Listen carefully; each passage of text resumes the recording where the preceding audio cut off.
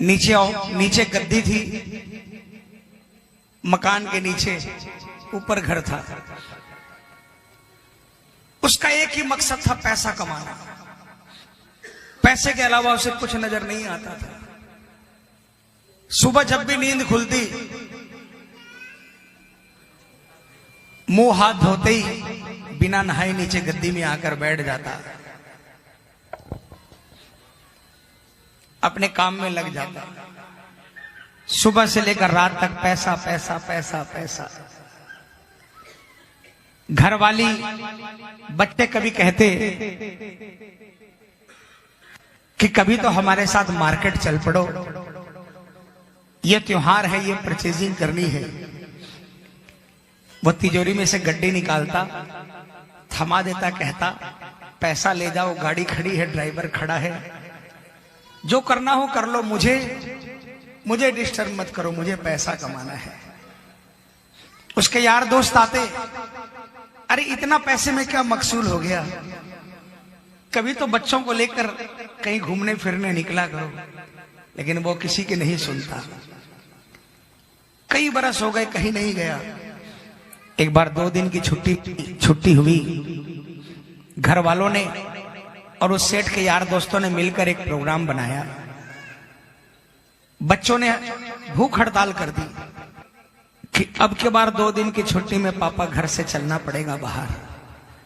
बच्चों के आगे सेठ हार गया, बाहर निकलने की हां कर दी। खुशियां की लहर दौड़ पड़ी।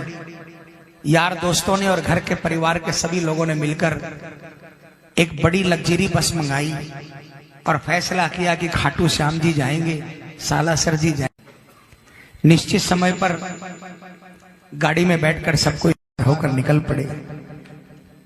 कोई गाड़ी में भजन गा रहा था, कोई झांझ मजीरा बजा रहा था, कोई नाच रहा था। सेठ मोबाइल पर व्यापार कर रहा था, बिजनेस डील कर रहा था। खाटू पहुंच गए। उतर कर सब कोई धर्मशाला में आए। नहाने धोने के बाद में सब कोई बाबा के मंदिर के लिए निकल पड़े। किसी के हाथ में मेवे का थाल था, किसी के हाथ में लड्डू थे, किसी के हाथ में निशान था, किसी के हाथ में चंग था। कोई नाच रहा था, कोई गा रहा था। सेठ वही मोबाइल पर बातें करते करते चल रहा था। मंदिर की सीढ़ी तक पहुंचे। सेठ की पत्नी को गुस्सा आया। झुंझलाकर उसने हाथ से झपट्टा मारकर मोबाइल छीन लिया। कहा, अरे अब तो शर्म करो, बाबा का दरबार आ गया। सेठ क्या करता, मन महसूस कर रह गया। बाबा के मंदिर की 13 सीढ़ी चढ़ा और बाबा के सामने जब पहुंचा और जब बाबा से नजरों से नजरें मिलाई, सेठ के होश उड़ गए। देखता रहा। घर वाले परिवार वाले 2 बार दर्शन करके आ गए, लेकिन सेठ देखता रहा। सेठ की आंखों में आंसुओं का सैलाब उतर पड़ा। सेठ ने बाबा से कहा, बाबा मुझे तो यही लगता था कि पैसे से बड़ा नशा दुनिया में कोई नहीं, लेकिन आपकी आंखों में जो नशा है, इस नशे के आगे दुनिया का हर नशा फीका है बाबा। उसने कहा, बाबा मैं बहुत अभागा था जो इतने वर्षों तक आपके दरबार से दूर रहा। कहते हैं कि हर 11 को आपके दरबार में नियम से लोग आते हैं। मैं भी आपसे वादा करके जाता हूं कि मैं भी अगली 11 से आऊंगा और अकेला नहीं आऊंगा। मेरे शहर में जो भी आपके दरबार में आना चाहेगा उसको लेकर आऊंगा। ये वादा करके सेठ चला गया। अगले 11 आई।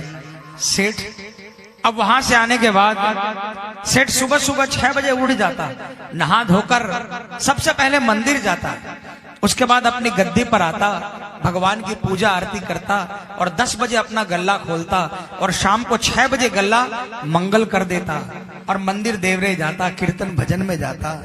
सेठ ने 15 दिन बाद अपनी बैलेंस शीट मिलाई।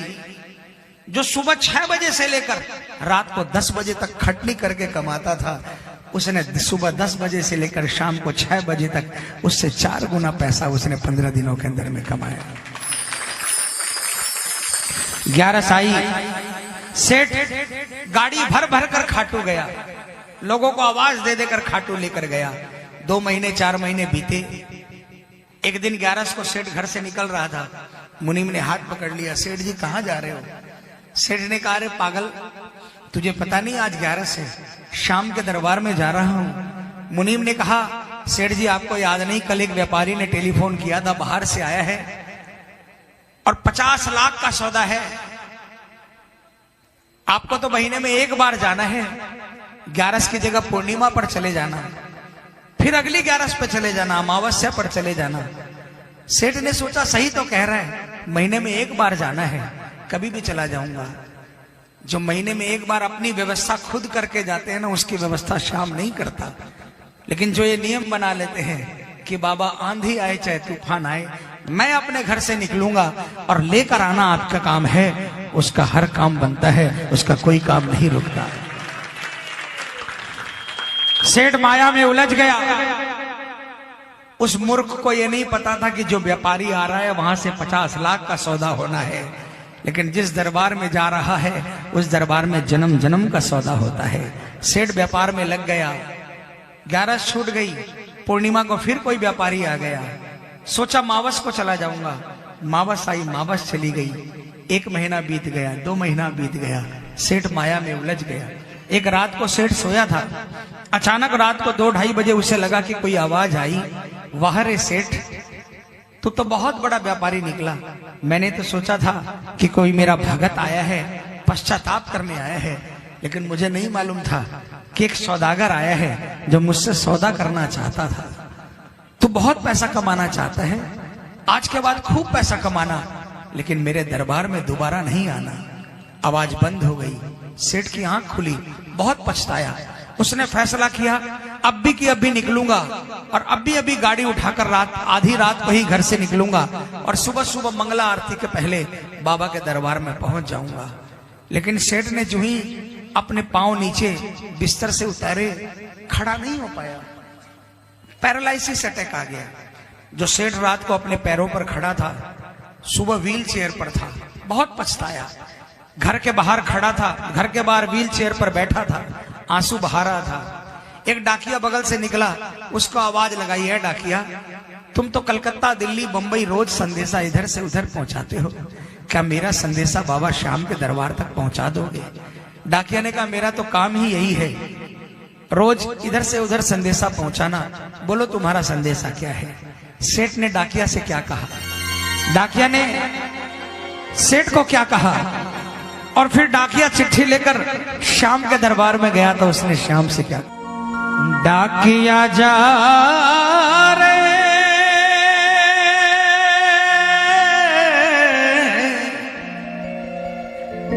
श्याम ने संदेशो दीजे, मारवाड़ी समझते हैं ना, श्याम ने जाए तो कह दीजे, भगत थारे दर्शन ने तरसे। कौन कौन करना चाहता है? उठा लो हाथों को, मिलकर तालियां बजाकर बोलेंगे क्या, डाकिया जा रे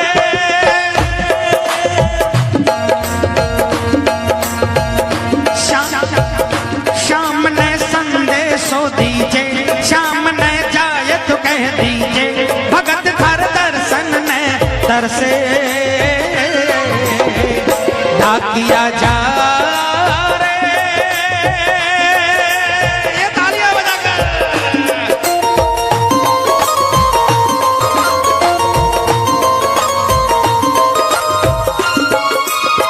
बजाना।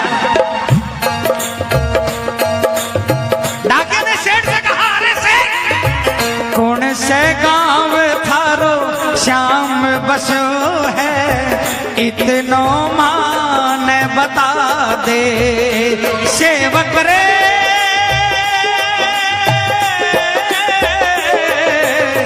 कौन से गांव थारो श्याम बसो है, इतनो बता दे,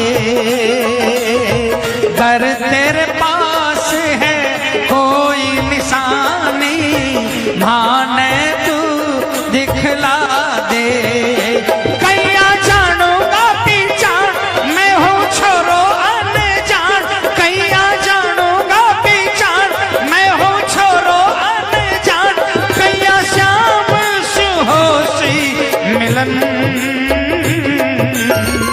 डाकिया जा रे। किसको किसको समझ में आ गया हाथ उठाना, ये तालियां बजाकर एक साथ में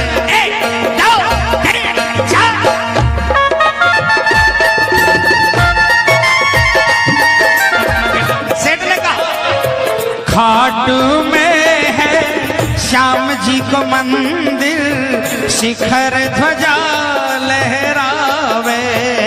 डाकिया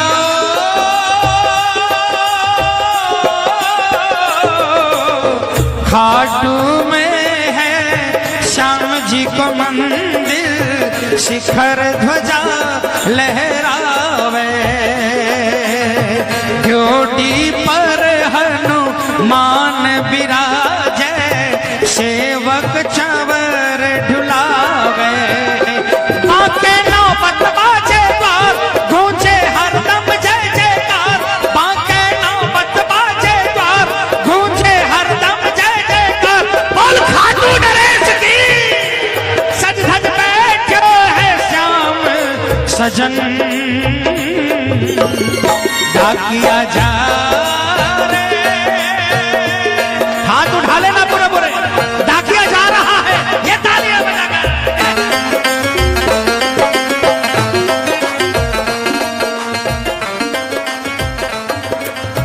डाकिया बस पकड़कर खाटू पहुंचा, बस स्टैंड पर उतरा।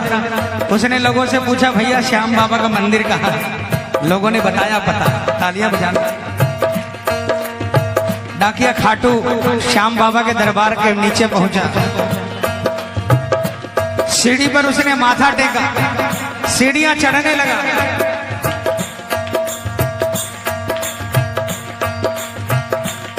बाबा के सामने पहुंचा। आप ध्यान देना, कभी भी डाकिया आपके घर में आता है ना, घंटी बजाता है, आप जब दरवाजा खोलते तो डायरेक्ट आपको नहीं देखता, पहले अपने झोले में हाथ डालता है, चिट्ठी निकालता है, फिर आपकी तरफ देखता है। तालियां बजाना। डाकिया भी बाबा के सामने पहुंचा, बाबा को नहीं देखा, झोले से चिट्ठी निकाली और जो ही बाबा के सामने नजर मिली, पहुंच गयो दरबार श्याम के, बोलन लाग्यो संदेशो। बाबा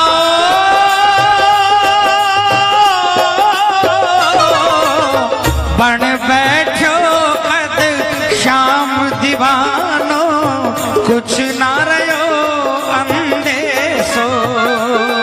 डाकिया के हाथ से चिट्ठी छूट गई।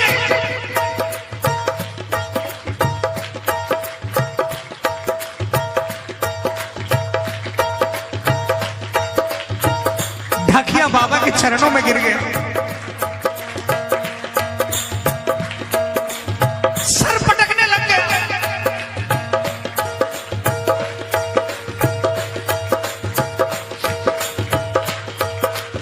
उसने कहा बाबा मेरे रिटायरमेंट में 2 महीने की देरी है।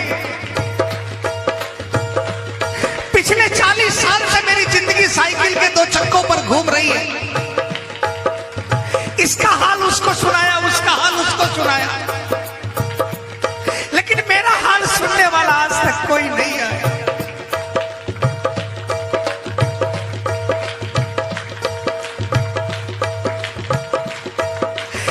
उसने कहा भला हो उस भगत का, उस सेठ का जिसने आपके दरबार में मुझे भेज दिया। कहा बाबा मैं अब थक गया हूं, मैं अब नौकरी नहीं करना चाहता, मैं आपके चरणों में रहना चाहता हूं।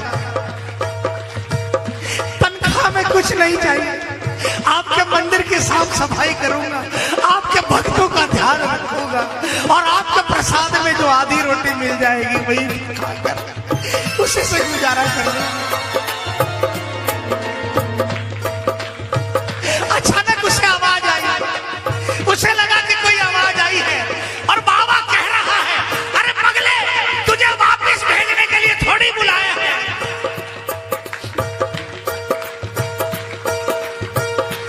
आखड़ लिया सो बरसी धार जैया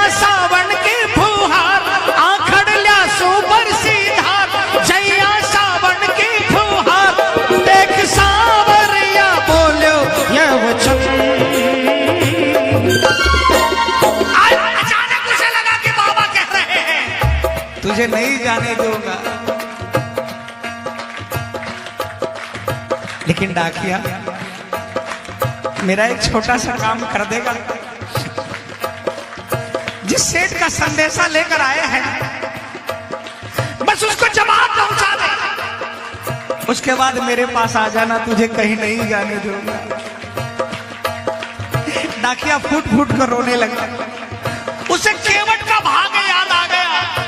भवसागर पार करने वाले ने जब केवट से पूछा मुझे गंगा पार करा दोगे, वही हाल उसका था। दुनिया का काम बनाने वाले कह रहे हैं कि मेरा एक काम बना दे। बाबा ने क्या कहा? डाकिया जा रे संदेशों सेवक न दीजे, सेवक संदेश न तरसे, संदेशों सेवक न दीजे, सेवक संदेश न तरसे, सेवकिया राह तेरी निरखे। डाकिया जा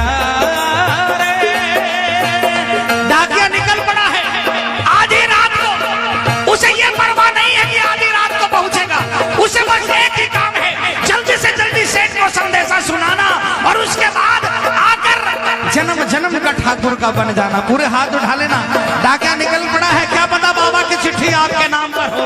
चिट्ठी आई है, आई है, चिट्ठी आई है, बोलो चिट्ठी आई है, आई है, चिट्ठी आई है, चिट्ठी आई है खाटू से, चिट्ठी आई है, चिट्ठी आई है खाटू से, चिट्ठी आई है। बड़े दिनों के बाद मेरे श्याम धनी को, अरे बड़े दिनों के बाद मेरे श्याम धनी को भगत की याद सताई है। चिट्ठी आई है, आई है, चिट्ठी आई है, चिट्ठी आई है, आई है, चिट्ठी आई है। उस दिन सेठ के घर में कोई नहीं था, सेठ अकेला था।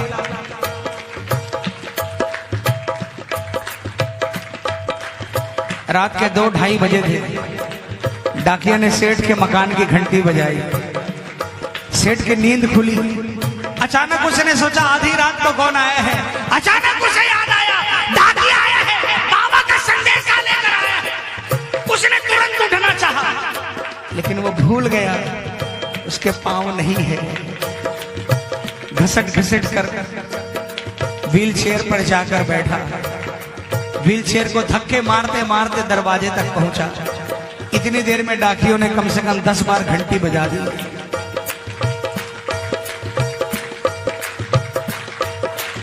सेठ दरवाजे पर पहुंचा। बैठे बैठे उसने हैंडल पर हाथ रखा, उसको दबाने की कोशिश की लेकिन हैंडल नहीं खुला।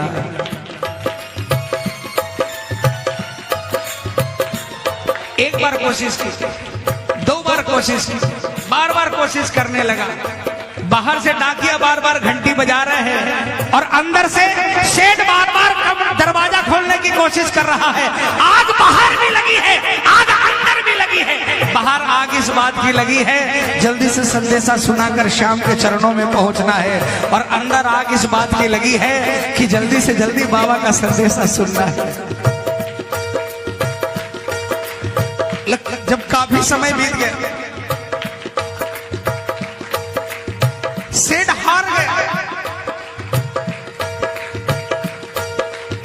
उसकी आंखों में आंसू आ गए। मैं क्या करूं बाबा? अचानक उसने आओ देखा न था, हैंडल पर दोनों हाथ रखे और एक जोरदार जयकार लगाई। हारे के सहारे की चमत्कार हुआ। सेठ के पांव काम करने लगे, खड़ा हो गया और दरवाजा अपने आप खुल गया। सेठ दौड़कर डाकिया के पास गया। सेठ डाकिया के चरणों में गिर गया। डाकिया सेठ के चरणों में गिर गया। डाकिया ने कहा सेठ आपके आपके कारण मुझे ठाकुर के दर्शन हो गए। सेठ ने कहा डाकिया जल्दी से जल्दी बता ने क्या कहा। डाकिया ने चिट्ठी निकाली सेठ को दी। सेठ ने कहा मैं पापी हूँ, मैं इस चिट्ठी को हाथ नहीं लगाऊंगा, आप ही पढ़कर सुनाओ बाबा ने क्या कहा।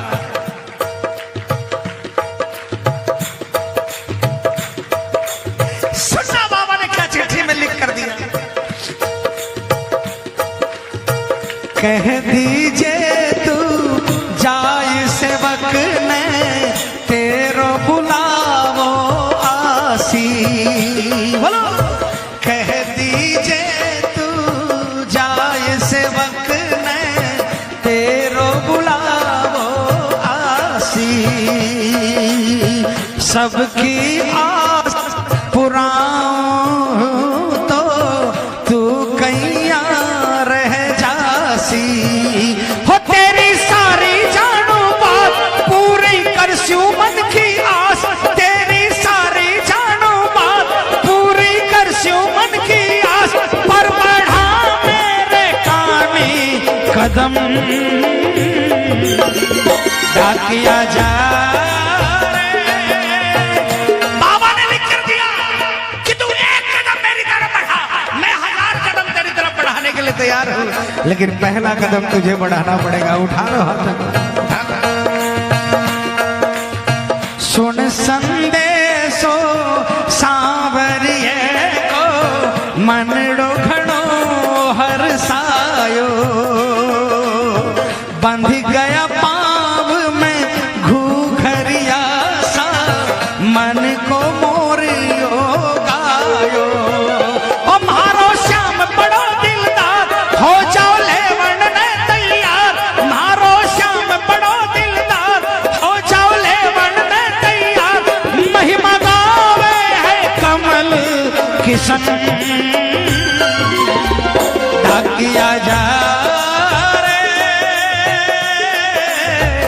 डाकिया जा रे, डाकिया जा रे।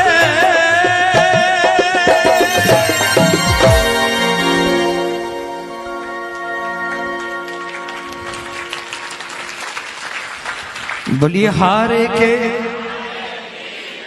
बोलिए लखदाता।